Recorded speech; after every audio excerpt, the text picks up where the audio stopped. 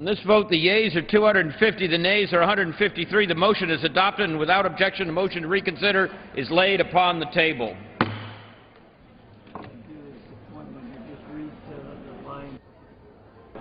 Pursuant to 22 U.S.C. 1928A, Clause 10 of Rule 1, in the order of the House of January 5th, 2011, the Chair announces the Speaker's appointment of the following member of the House of the United States Group of the NATO Parliamentary Assembly. Mr. Larson of Connecticut.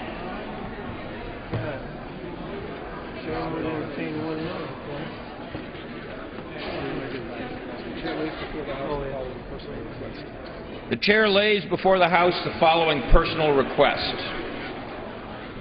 Mr. Owens of New York, after 2:30 p.m. today. Without objection, the request is granted.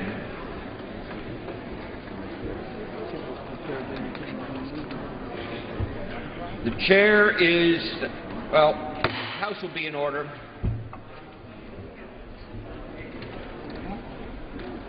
The Chair is prepared to entertain 1 minute as soon as the well is clear.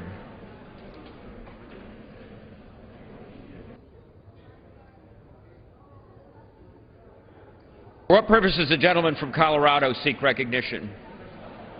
Permission to revise and consider remarks. Gentleman is recognized for 1 minute. The House will suspend.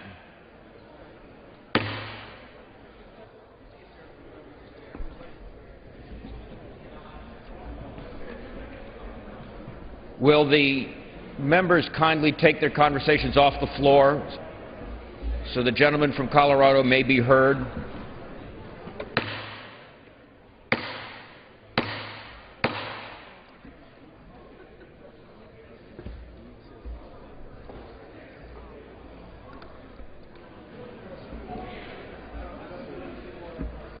Thank you. House will be in order.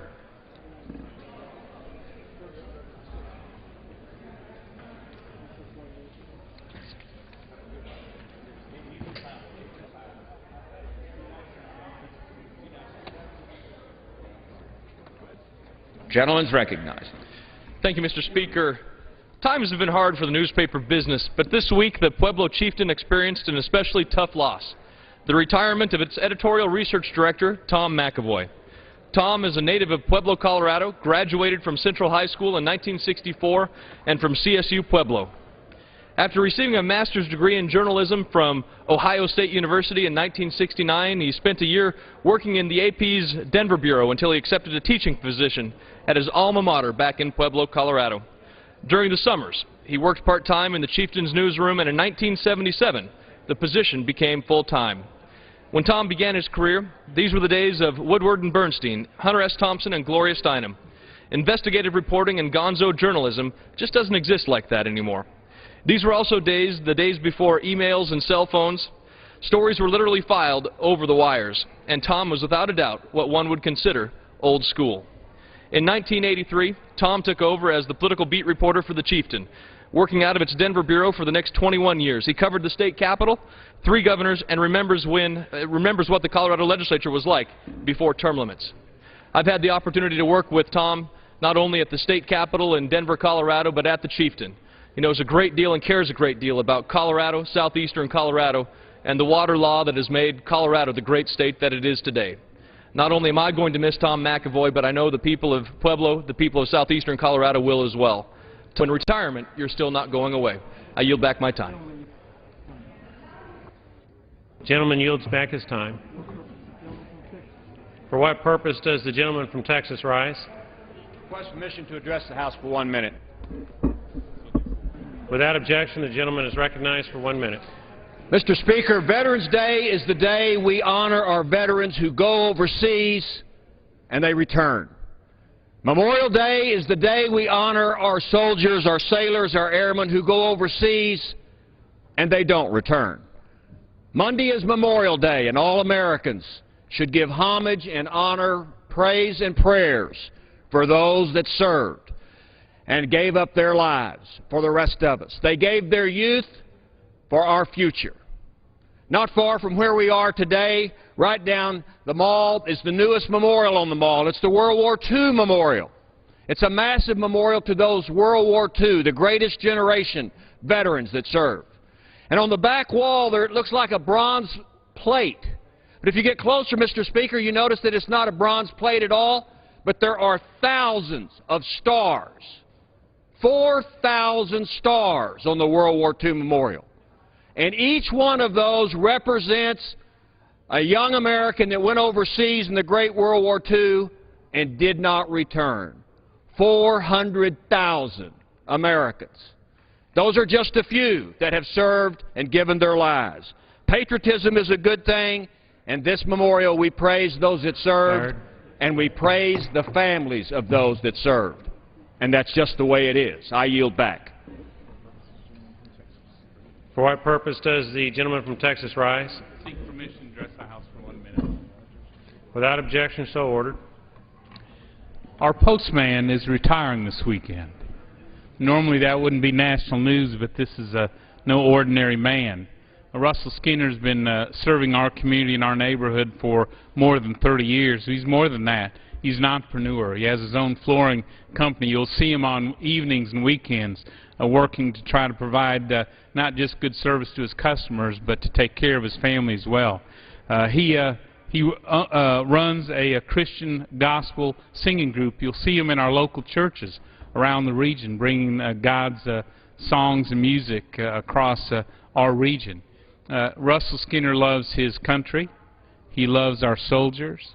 He loves his family. He loves his God. And he's just part of the American dream, living it, working it, fighting it. And Russell Skinner will be missed in our community. He's what's great about America. I yield back. Gentleman yields back.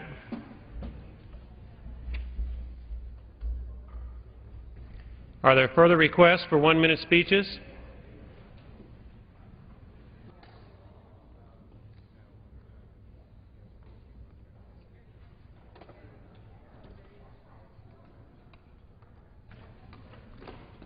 Under the Speaker's announced policy of January 5, 2011, the gentleman from Iowa, Mr. King, is recognized for 60 minutes as the designee of the Majority Leader.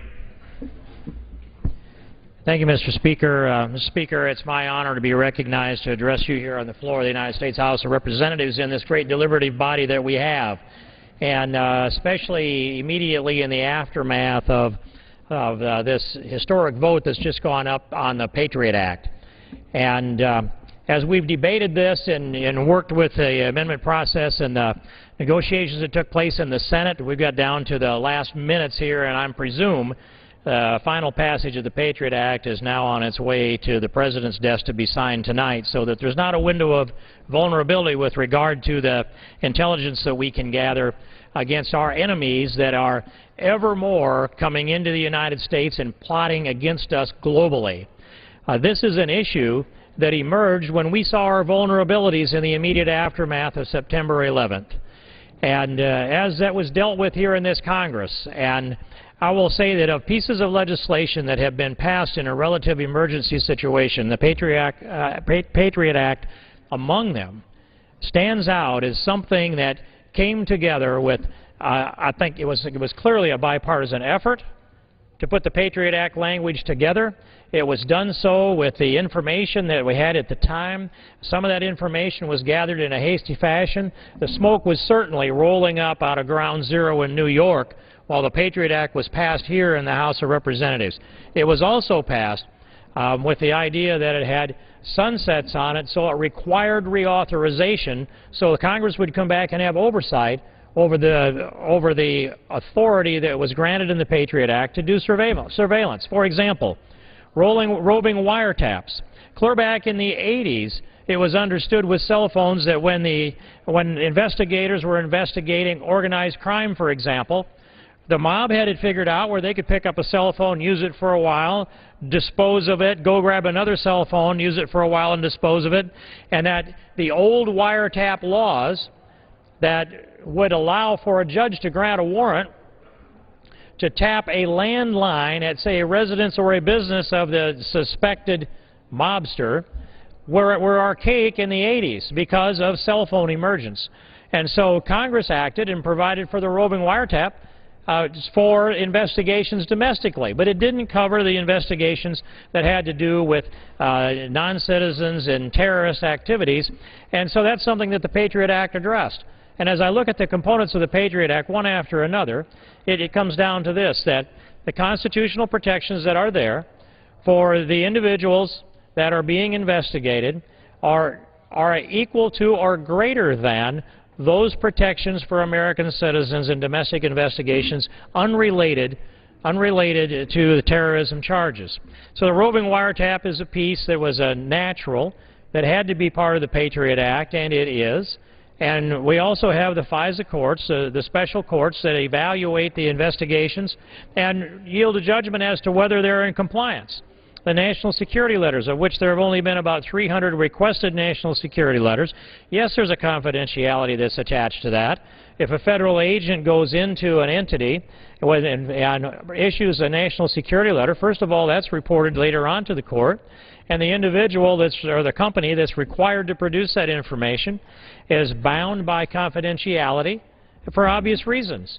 If Osama bin Laden or Zarqawi or any of the plotting terrorists were planning against the United States, the subject of the investigation, they would be tipped off. They would be tipped off on the national security letter request, which means the investigation will be blown up by that lack of confidentiality. The lone wolf piece of this. So there's piece after piece of the Patriot Act. They've stood up very well. And one of the people that has stood up on this issue, that understands this very thoroughly, and one of the people who is on the Select Committee on Intelligence, which will prevent her from talking about some of the things that are confidential because of the deep intelligence knowledge that goes on in this secure room in this Capitol, is my friend from Minnesota, whom I'd like to yield to, Michelle Bachmann. Mr. Speaker, I thank you for the gentleman from Iowa for yielding, and this is a very important issue and a very important vote that we have just taken here in the House chamber. It's dealing with the Patriot Act, and we have had calls, we've had requests on our Facebook, Twitter, and on our email urging a no vote tonight on the Patriot Act. I cast a yes vote on this act. The Patriot Act did pass. This is why. This is an authorization for the next several years on 3 areas. One is on the lone wolf exception. We have a new war, a new enemy, new tactics. The lone wolf is one actor acting alone, and we get a tip. It may be at the last minute. We've got to go in for national security reasons and find that actor. That is an appropriate use of gaining this intelligence and information. Number 2, roving wiretaps. We have changed from the days of telephones being wired into the walls. Now we use a phone. A lot of modern terrorists will buy 1,000, quote, Go phones. They'll make one call, use a cell phone, throw it away like it's a disposable phone, pick up another cell phone, make another call. So we have to have the ability to be able to go to whichever phone a potential alleged terrorist may be using. Now, the third exception is the business records exception. This is Section 215. This is the section that most people have the greatest worries about. They worry about the infringement of Fourth Amendment rights. I worry about that too. I spent all week this week going from members who I felt would oppose the Patriot Act. I went to people who are national voices who oppose the Patriot Act to find out what their concerns were, because I'm a lawyer. I genuinely am concerned about making sure that we never cross the line as a federal government. Why? Because I think government is too big. I think we intervene too much in people's lives. I certainly don't want to give the government the unfettered right to go in and access my personal private records. This is what I know to be true about Section 215 and why I could vote for it. Number 1, no right of gaining access to records can be given unless a federal agent goes to a judge first. They have to go to the FISA court.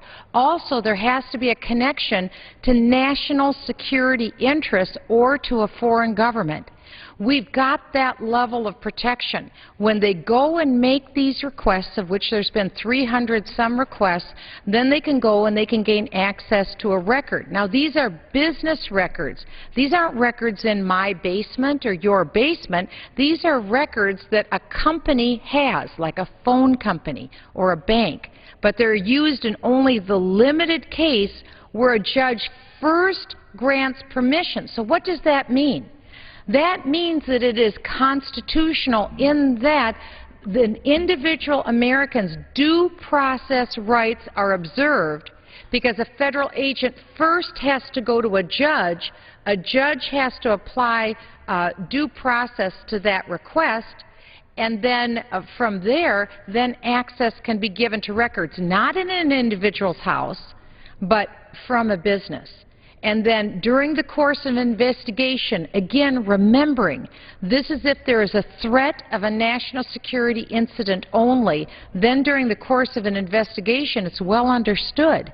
If we're investigating a terrorist, if we get a lead that Khalid Sheikh Mohammed has a phone, we get his information, we are able to access records that are somehow connected to an alleged terrorist, or now an admitted terrorist, Khalid Sheikh Mohammed, we have to be able to have the means. Do we tip off someone like a Khalid Sheikh Mohammed that we're looking at his records? Of course not. That would be absurd. So because it's a very different time and a different war, and because we're observing Fourth Amendment rights. Now, Khalid Sheikh Mohammed is not an American. He is not an American citizen. He is not an American. But for Americans, when we are seeking a request for a record of an American, the federal agent first has to go and get this approved by a judge. I urge people, Mr. Speaker, go to my Facebook site. We have all of the documents up to verify and show all of the reasoning behind the Patriot Act. And again, this is a very important discussion this evening. I want to thank my colleague Steve King for bringing this to people's attention. It's a very important vote. I've spent all week trying to get the basis for whether the vote should be yes or the vote should be no. And I have confidence this evening that it was the right vote to cast a yes vote. And again, I encourage anyone who's interested to go to my Facebook site and get all that documentation. Read for yourselves. Make up your mind. But in my opinion, this passes constitutional muster. And I can assure every American I would not vote for this bill unless I thought it did pass constitutional muster, and I yield back. And reclaiming my time and thanking the gentlelady from Minnesota for coming to the floor on short notice to add clarity to this discussion and this debate, and having the courage to stand up on these constitutional principles. I've had it pointed out to me that the Fourth Amendment of the Constitution limits the Patriot Act. It's the protection against unreasonable search and seizure. Unreasonable. And these searches and seizures that have been found to be reasonable, in many cases by our Supreme Court across this land, are very well settled law. Very well settled law, and the Patriot Act fits within the parameters of existing domestic surveillance. And I would add that this Congress has protected itself in this fashion, that the major components of this Patriot Act that have been extended are extended for 4 years. That means that this Congress comes back again and evaluates the Patriot Act for constitutional and functionality within this 4-year period of time, and it will require reauthorization again. So we're carefully walking down this path, making sure that the abuses do not take place. And I, as a member of the Judiciary Committee, and was one who has gone up to the secure room and gone through a number of secure briefings that have to do with the functionality of the Patriot Act, it's a requirement on some of our parts here in this Congress to do that. I have also made a pledge to a number of other members that I'll keep an eye on these constitutional functions and the respect for this statute that's given by the federal agents that are allowed to utilize the Patriot Act. And that'll be a never-ending vigilance here in this Congress. It always is. And protecting constitutional rights is a never-ending vigilance. One of the people is very duly vigilant, who, when the rest of us sometimes take a little break and catch some sleep at night, is back keeping his eye on the functions of government, one of the relentless and incessant providers of protection of liberty and constitutional protection, and one of the scholars on the Constitution here is a gentleman from Texas, and I'd be happy to yield so much time as he may consume to Mr. Louis Gohmert. Thank you, my friend from Iowa, my very dear friend. Thank you. And as my friend knows, he and I have both been extremely vigilant in following up these issues, but I wanted to point out there's a lot of confusion. You know, there are people on television that are just making these claims the Constitution's been thrown away, and they haven't looked at how these three provisions that have been extended for 4 years were being used.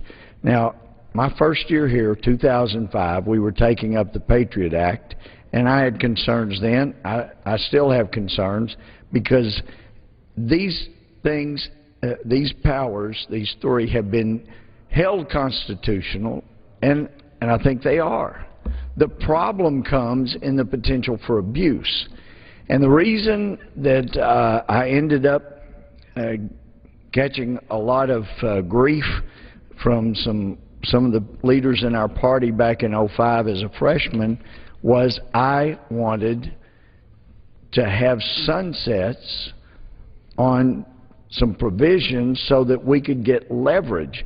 Because as we saw from Attorney General Gonzalez when he was head of the Justice Department, and as we have seen with Attorney General Holder, departments of justice are not very forthcoming, no matter what party they are, when Congress asks for information. Now, they'll say, oh, yeah, we'll give you whatever you need, but they're not very forthcoming.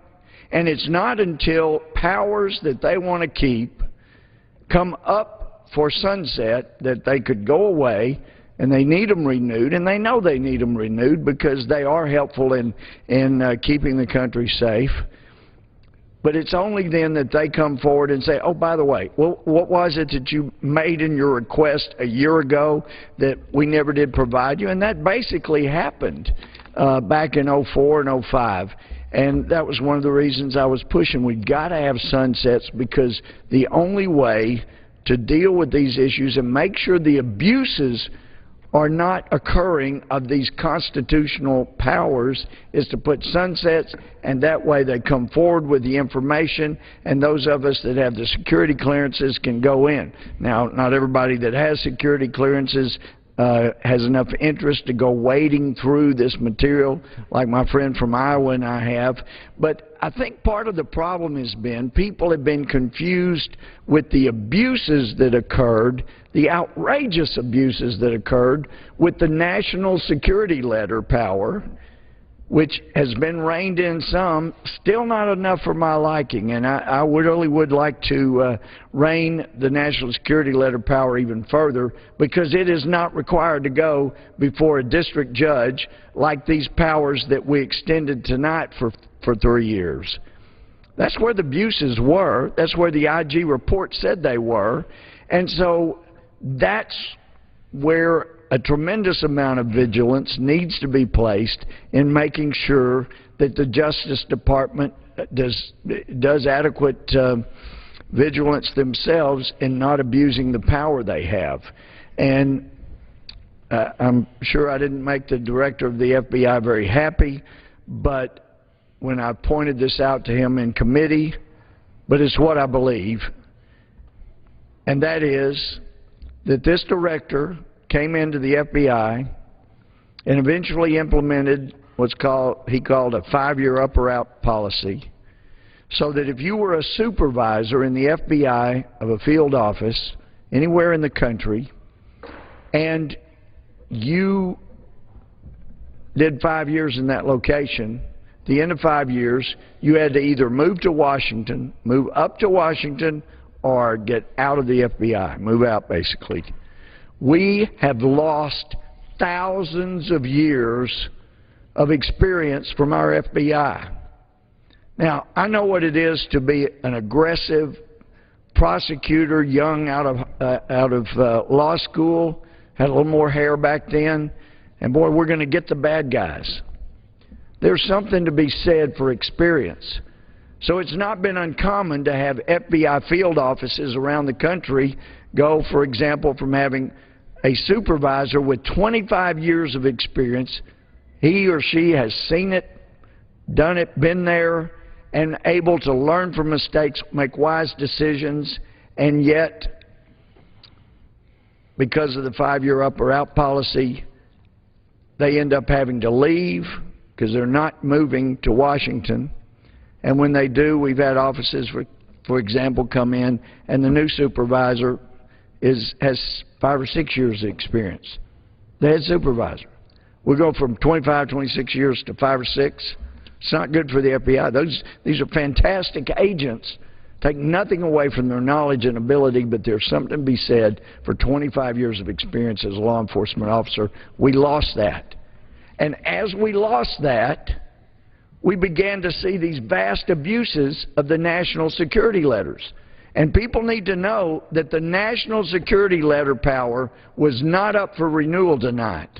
And it is something I would like to address further because it has such tremendous potential for abuse, and I'm hoping we can deal with that. And I also further hope that those who are really upset or concerned will not just take demagogue statements, but will actually look into this, as I have, and I've spent no telling how many hours pouring through material, classified material, pouring through the laws, the interpretation of the laws, and these powers, basically the same powers the FBI has, these 3 that we renewed tonight, basically the same powers the FBI has to go after organized crime, and now they're allowed to do it with terrorism.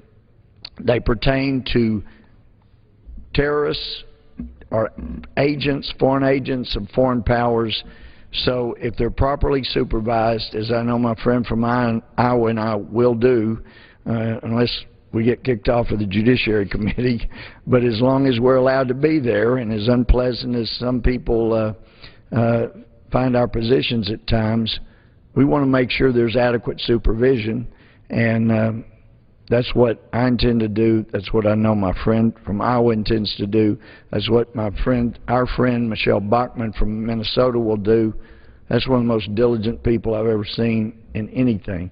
And I'm not sure there's another member of Congress or the Senate that has a master's in any area of law. She has a master's in law. So you got people that are diligent, that understand the law, have studied it, and are looking into the allegations.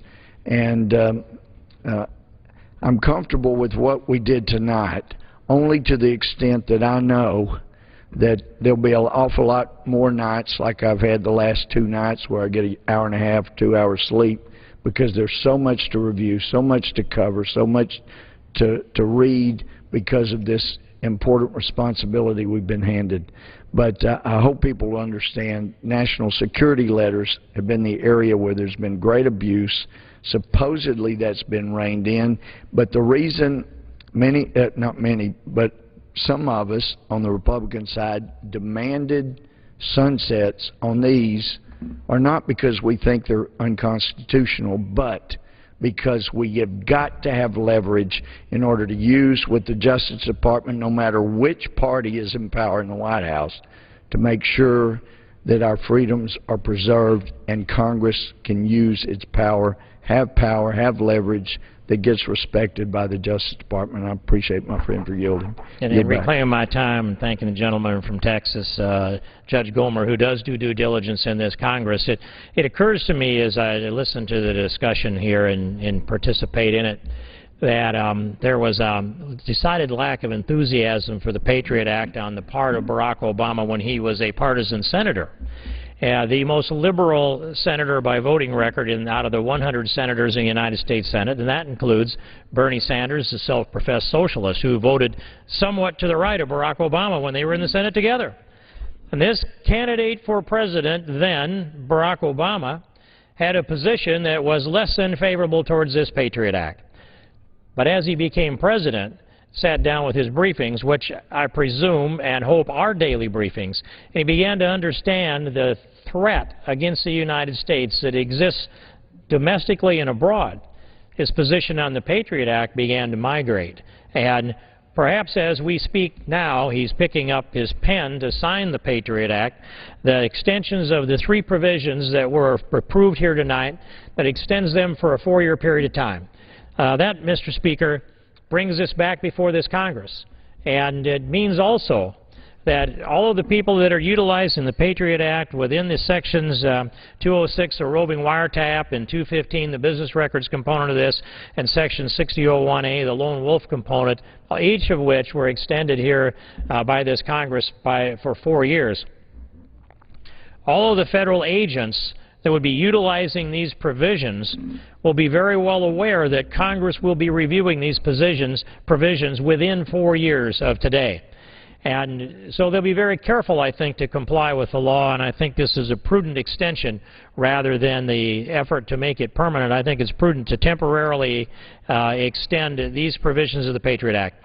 And as a gentleman from Texas alluded, and I would appreciate, I'll just say I would like to reiterate and emphasize this point. Of all of the things that we have heard, and the things that we've heard up in the secure room from the classified standpoint, the things that we have heard before the Judiciary Committee and the many hearings that we've had, the challenge that was put out towards President Bush in a partisan effort, I think, to undermine the Patriot Act before the last presidential election in November of 2008. All of those efforts, not one individual was produced who had had their constitutional rights usurped. Not one. Not one had lost their constitutional rights under the Patriot Act. And it would seem to me that of all of the encounters that have taken place under the Patriot Act for all these years, if there had been serious abuses of people's constitutional rights, we would have heard from an individual. And then a statement is made that, well, we won't know because we don't have access to these records, that they're all secret. Well, but the records are reported to the FISA court, and the FISA court evaluates them, and the reason we know that those records exist is because there's a requirement of the reporting. But still, not an individual has come forward who has had their constitutional rights and their civil rights abused. Now, it doesn't mean, I'm not taking the position here, Mr. Speaker, that it has not happened. And I'm not taking the position that it could not happen. My position is that if it had been endemic, if it had been something that was systematically grinding through the civil rights of Americans or individuals that are in the United States that under the protection of our laws and our Constitution, we would know some of those names, we'd know some of those faces, and we'd understand those incidents. And one of the hardest things that you can do in this business is to try to explain something that is law without putting a face on it. To try to explain a flaw that they argue might exist within the Patriot Act without being able to give an example or an anecdote to put that face on it so people can see by example how things work. We're only dealing with data here. We're dealing with data here because we don't have the individual examples. They have not come forward. They've not been identified, however mightily some have tried to produce them. And so I support the extensions that we've passed here tonight. It's something that I have worked with here in this Congress into my 9th year. It's very much something we've examined, I think, very thoroughly with hearing after hearing and intense debate and amendments that were offered, as well as the secure briefings that take us much deeper into the practices of the Patriot Act. So the 3 components that were extended here tonight for 4 years are roving wiretaps, which are just absolutely necessary. If you can imagine Khalid Sheikh Mohammed running around, or Musawi, for example, running around the United States with a gym bag full of disposable cell phones, using one for a little while and tossing it in the trash, then another and another and another. You've got to be able to switch and have the roving wiretap follow the individual rather than follow a single landline that might be there. It just makes simple sense. It existed since the 80s for investigations of, domestic investigations of crime, including organized crime. We have the business records component of this also extended for 4 years that allows those business records to be accessed to be able to look for patterns that would indicate the acts of the planning of terrorism against the American people. The lone wolf provision, which says an agent of a foreign power, the if that agent of foreign power is operating, and under the suspicion that that's the case, they can go in and do investigations. That also is extended for 4 years. So as a difficult negotiation here in the House and in the Senate, it did come down to the last minute. Sometimes here in Congress we can only do things at the last minute. I'd like to, Mr. Speaker, transition this subject matter into another subject matter that I understand the gentleman from Texas is prepared to discuss. The gentleman will suspend. The chair lays before the House the following enrolled bill. Senate 990, an act to provide for an additional temporary extension of programs under the Small Business Act and the Small Business Investment Act of 1958 and for other purposes. The gentleman may proceed. Thank you, Mr. Speaker. Mr. Speaker, in this brief segue, and I expect to yield so the gentleman from Texas can take this subject matter up, but in this transition and in this week, I think it's important that the House of Representatives and the American people consider what has happened with regard to especially the Middle East. And having come back from a trip through that area of the world and been briefed on a lot of our national security issues over in that part of the world, it comes to mind as I watched President Obama's speech last week about the global war on terror and about his efforts from a tactical, geopolitical, and diplomatic effort in the Middle East, naming country after country that have gone through the Arab Spring, as we now call it, the unrest in places like Egypt and Tunisia, and the list goes on, certainly Libya as part of this. As I read carefully through President Obama's speech that I understand he delivered at the State Department about a week ago or so, the speech, if you take Iraq out of this, or excuse me, if you take Israel out of the speech, the rest of it read like George W. Bush delivering the Bush Doctrine. And a lot of that philosophy I support. That if you give people an opportunity to grasp and achieve and succeed with the beginnings of freedom, they'll turn their focus from hatred and from terrorism towards building their communities, their families, in their countries, and towards commerce. That philosophy is beginning to emerge with a level of success in Iraq, for example. It has been a belief of George Bush and known as the Bush Doctrine for a long time. And as I listened to President Obama, who was critical of that approach and that doctrine and our involvement in places like Iraq and Afghanistan, I'd point out that he gave a Bush Doctrine speech, with the exception of Israel.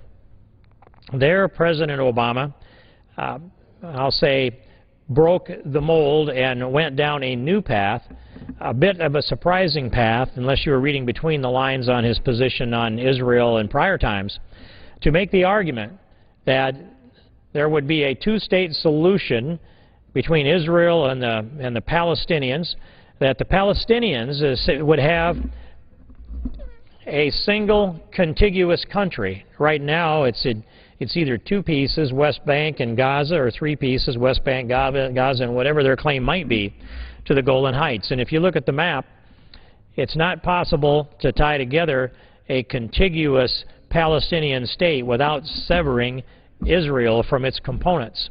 And it was interesting also that President Obama said, well, this is how we want to do this, a contiguous Palestinian state, a two-state solution, and the issue of Jerusalem, we'll just set that aside for now, but they have to go back to the 67 borders.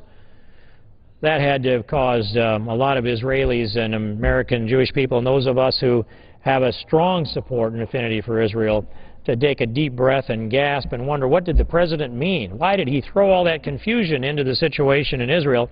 And the statement that he made resulted in putting Israel at even greater risk, undermining their security, making their negotiating position less stable, and encouraging more pushback from the Palestinian effort and their sympathizers and the terrorists that are part of the government of the Palestinians who refuse to acknowledge Israel's right to exist. You cannot negotiate with people who are determined to annihilate you, and as Benjamin Netanyahu said, they're not going to concede the strategic locations that allow Israel to defend itself. I think that when Prime Minister Netanyahu spoke behind where I stand right now a couple of days ago, I think it was an historic speech. I think that he laid out the parameters that can allow the Jewish state of Israel to survive and defend itself against its enemies, and there are many. And I think he went about as far as he could without openly challenging the President of the United States, who, by the way, had to walk back some of his comments a few days after his speech. So I'm happy with what has happened in the aftermath of President Obama's speech that I believe erroneously said that Israel would have to go back to the pre-67 war boundaries. But I want to, Mr. Speaker, as I turn this floor over to the gentleman from Texas, say to you and here before the American people that that speech took place here in the United States Congress because of the activism and the foresight and the effort of Congressman Gohmert, who put that request together and got a lot of us to sign the letter of invitation, and with that support took it to Speaker Boehner, who, as I understand this, issued the invitation, and the timing of it was impeccable timing in the aftermath of President Obama's speech and at the time that there are critical issues taking place in the world. The Prime Minister of Israel, Benjamin Netanyahu, stepped here on the floor of the United States Congress and spoke before a joint session of Congress, and the joint session of Congress that received him as a representative of Israel with the warmest of welcomes that anyone could ask for, with instantaneous and spontaneous standing ovations, 2 or 3 of those before a word was uttered, and several more before there was any word of substance uttered. The warmth and the bond and the commitment to stand up and defend and support Israel, not just in spirit, not just politically, but tactically and monetarily as well, was clearly demonstrated here in the joint session of Congress. That's thanks to the gentleman from Texas. And so, Mr. Speaker, as I wrap this up, I would thank you for your intentions and your indulgence, and I would yield back the balance of my time. Under the Speaker's announced policy of January 5th, 2011, the gentleman from Texas, Mr. Gohmert, will control the remainder of the hour. Thank you, Mr. Speaker, and I am so grateful that I have such a dear friend from Iowa as Mr. Steve King. And well, there's no price you can put on a dear friend like that. Thank you. I'd like to continue on in this discussion about the President's speech. I'm not quite sure what the President had in mind when he decided to rush over to the State Department and make a speech when he knew the Prime Minister of our dear ally Israel was traveling to come to the United States. He knew that when he gave the speech that the Prime Minister would be at a great disadvantage because the speech, as I understand it, wasn't run by the Prime Minister. It's quite a surprise to him. And in fact, when there were hints that the President might make the statements he did, there was a pleading not to do so. Don't know if those stories are actually how it occurred. That's no way to carry on national and international relations. It's certainly no way to treat our friends. It's not hard to understand that when it comes to international relations, if you treat your enemies better than you treat your friends, then your friends will desire to be your enemies, and you will get what you desire. I don't know what the people in the White House are thinking. This is a friend. You don't do this to friends. So he jumps out and goes to the State Department, where he's got a captive audience. Well, I say captive. Apparently, from what's on the from statements that have been made, the president of the Islamic Society of North America, which is a listed co-conspirator in the Holy Land Foundation trial for funding Hamas, a terrorist organization, this president of the listed co-conspirator of funding, or in the Holy Land Foundation trial of funding Hamas, had comments about the speech because he'd been invited to be in the inner sanctum of our State Department by this administration. This administration, this president chose to make a speech basically slapping a friend in the face and at the same time invite the president of a listed co-conspirator for funding terrorism to be in attendance so he could talk about how wonderful the speech was.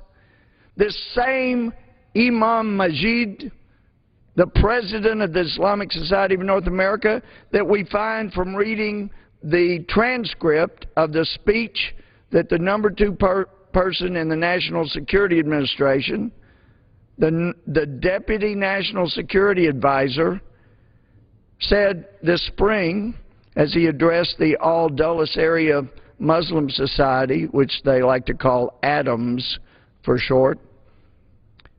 He thanked Imam Majid, the president of this listed co-conspirator, for his kind remarks, and also went on to talk about how wonderful his prayer was at the White House Iftar celebration last year, which is the celebration in Islam that marks the end of the fasting of Ramadan. And in the remarks, the Deputy National Security Advisor of the United States commented on the president, noting that this was really a continuation of the Iftar celebration that Thomas Jefferson had. Once again, marking that the president is not getting good information about our nation's history. There are not 57 states. We are not, as the president said, producing more oil now than we ever have. You don't have to go back that far. We were producing 9.6 million barrels a day, and now we're producing 5.5. Do the math if somebody will be honest enough to give the president the right information.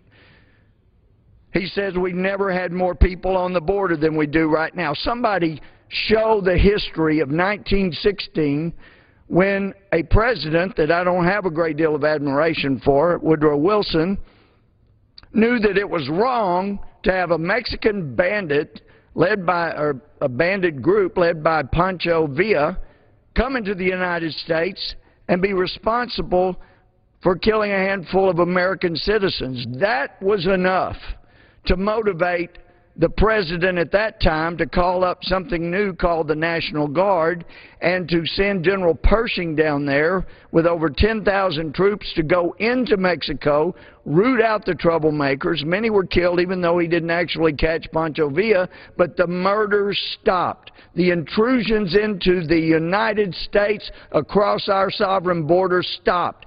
The 100,000 plus National Guard troops that were placed on our border in 1916 made sure that the intrusions stopped.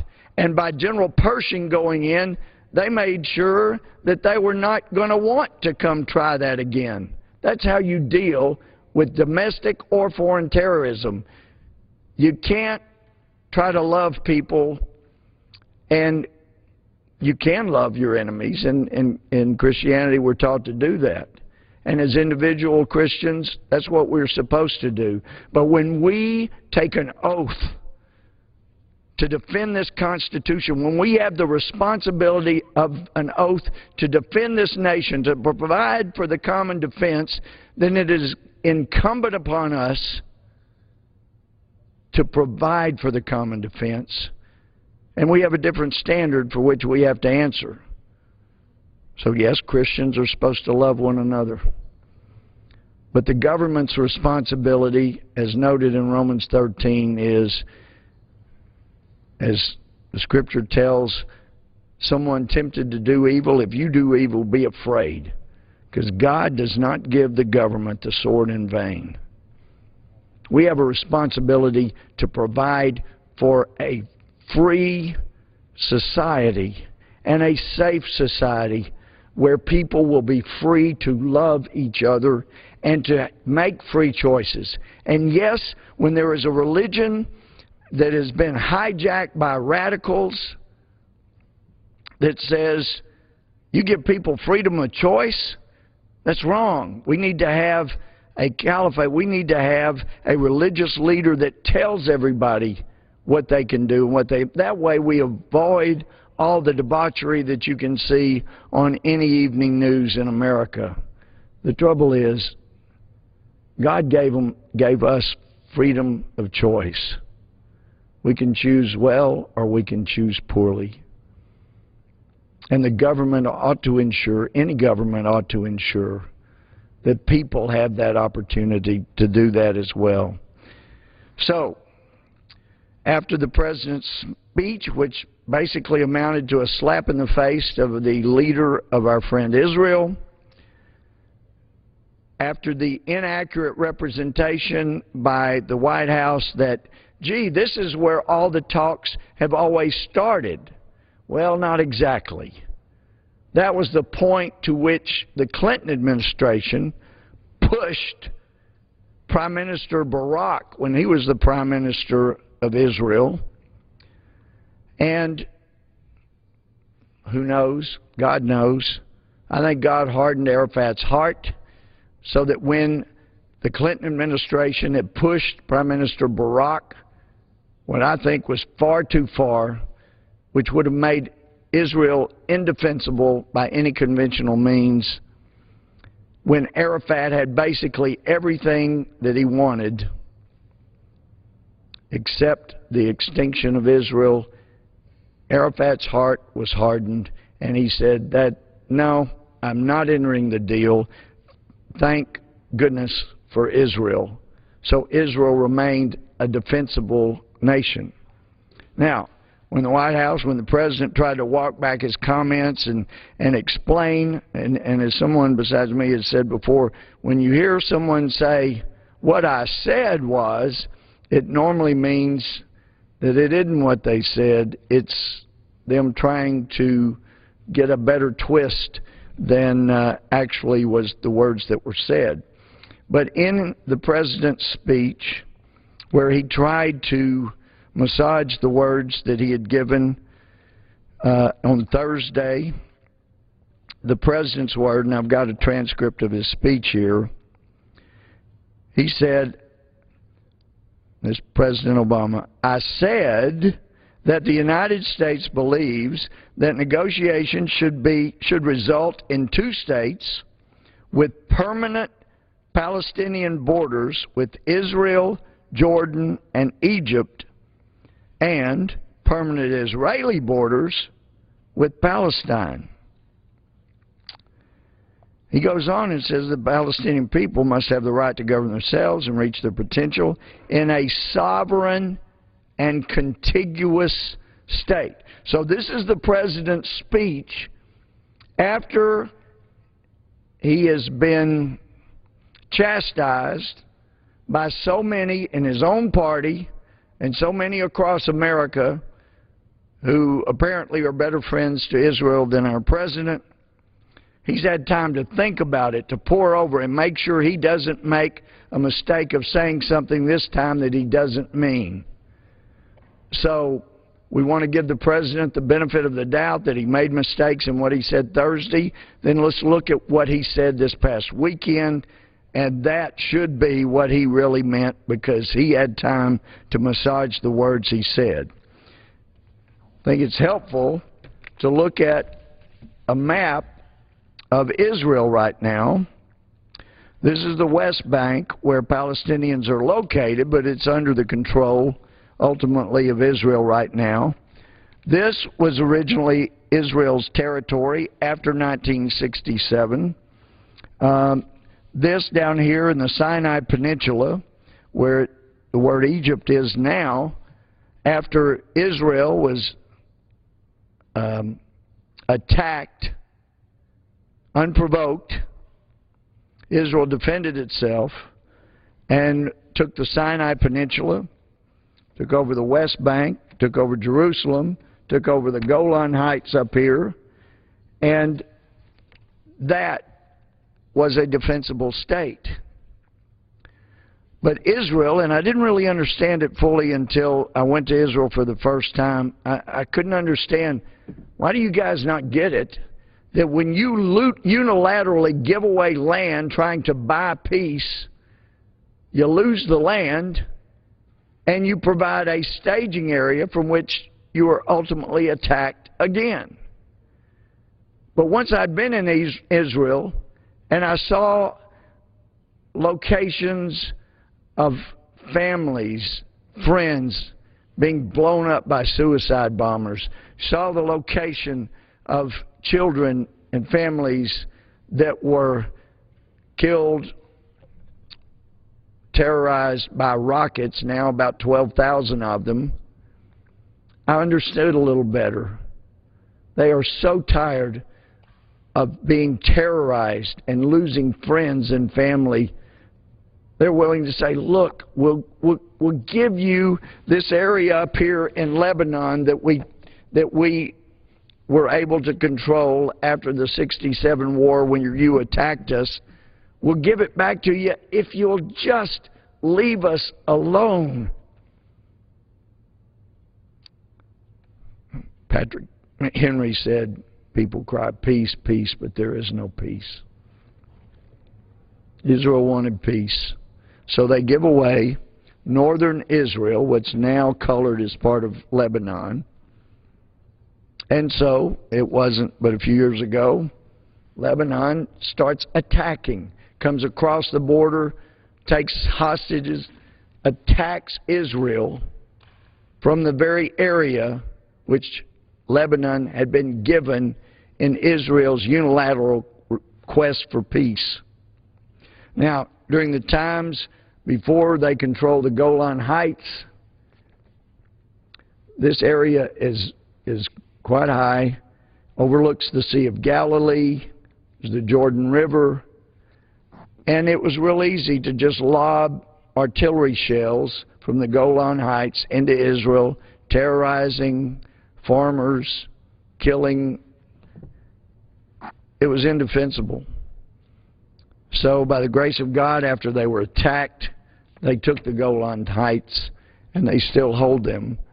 And it is an area, by holding, they can avoid having cheap mortars that are a lot cheaper than rockets just being lobbed over into their settled areas, their civilized areas, killing and terrorizing all the more. The West Bank, hat goes off to Prime Minister Fayyad for the efforts he has made in trying to bring up the West Bank, the Palestinian areas. I was critical because he's received, or the Palestinians have received, billions of dollars, and yet they had not been building homes for the rank-and-file refugees, which seemed to indicate to me they wanted to keep fomenting hatred toward the Jews, toward the Israelis. Now, let's take the President's words that he had time to massage. He learned from his mistake on Thursday, supposedly. He says that it should result in 2 states with permanent Palestinian borders with Israel, Jordan, and Egypt.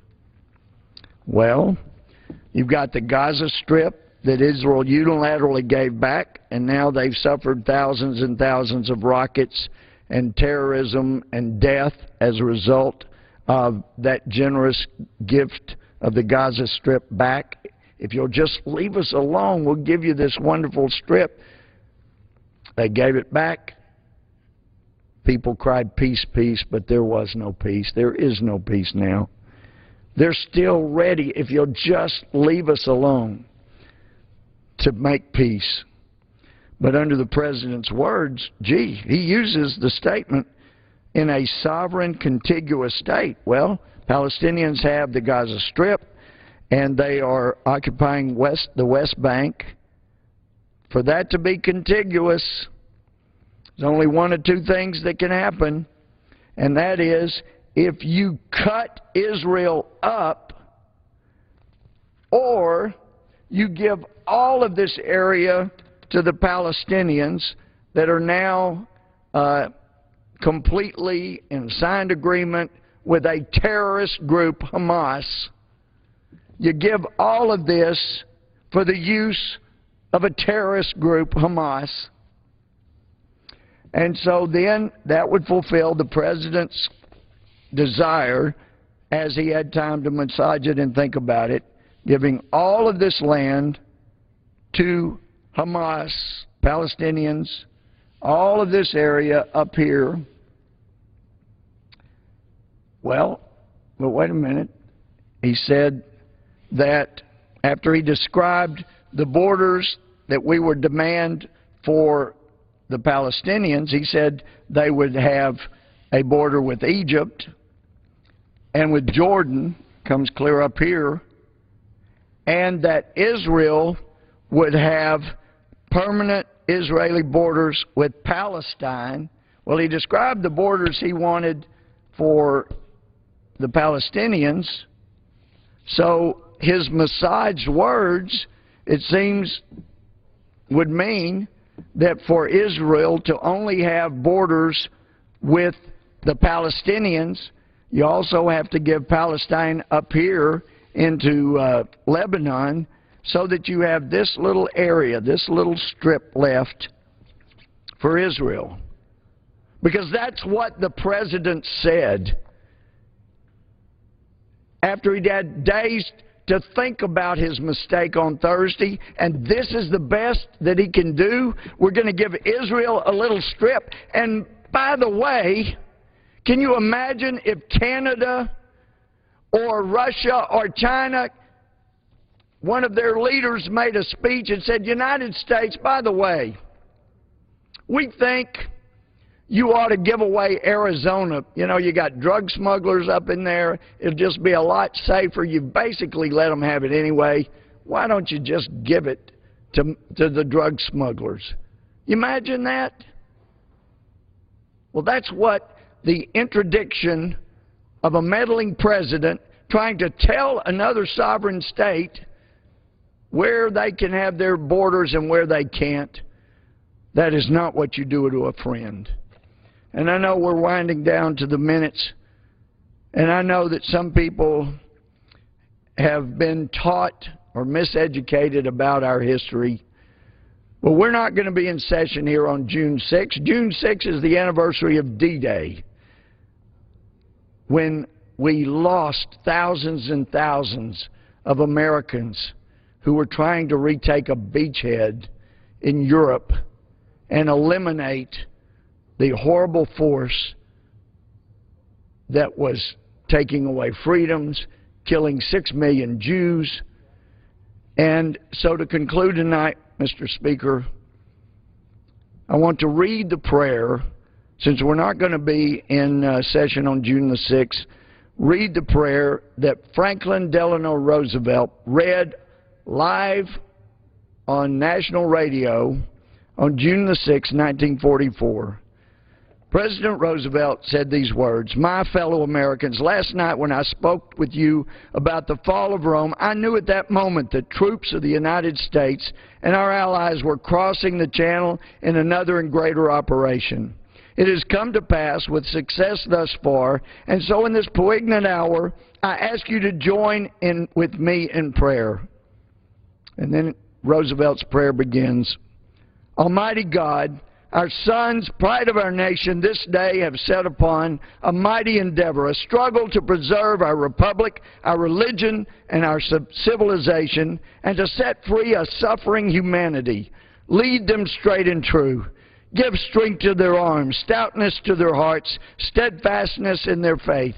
They will need thy blessings. Their road will be long and hard, for the enemy is strong. He may hurl back our forces. Success may not come with rushing speed, but we shall return again and again. And we know that by thy speed, but we shall return again and again. And we know that by thy grace and by righteousness of our cause, our sons will triumph. They will be sore tried by night and by day without rest until the victory is won.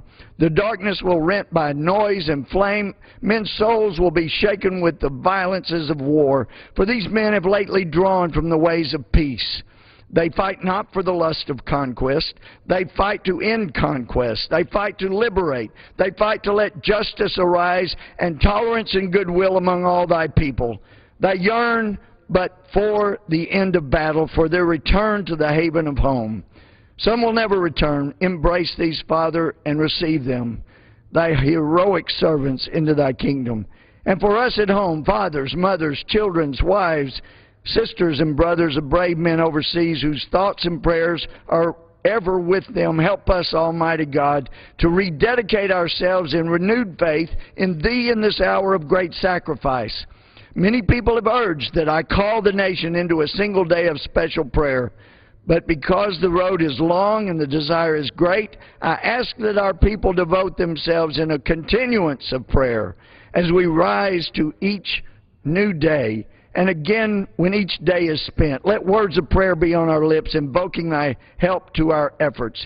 Give us strength to strengthen our daily tasks, to redouble the contributions we make in the physical and the material support of our armed forces. And let our hearts be stout to wait out the long travail, to bear sorrows that may come, to impart our courage unto our sons, wheresoever they may be. And, O Lord, give us faith. Give us faith in Thee, faith in our sons, faith in each other, faith in our united crusade. Let not the keenness of our spirit ever be dulled. Let the impacts of temporary events, of temporal matters, of but fleeting moment, let not these deter us in our unconquerable purpose. And with thy blessing we shall prevail over the unholy forces of our enemy. Help us to conquer the apostles of greed and racial arrogances. Lead us to the saving of our country and with our sister nations into a world unity that will spell a sure peace, a peace invulnerable to the schemings of unworthy men, and a peace that will let all of men live in freedom, reaping the just rewards of their honest toil. Thy will be done, Almighty God. Amen. The words of Franklin D. Roosevelt on D-Day, June 6, 1944. And Mr. Speaker, with that, I yield back. The gentleman yields.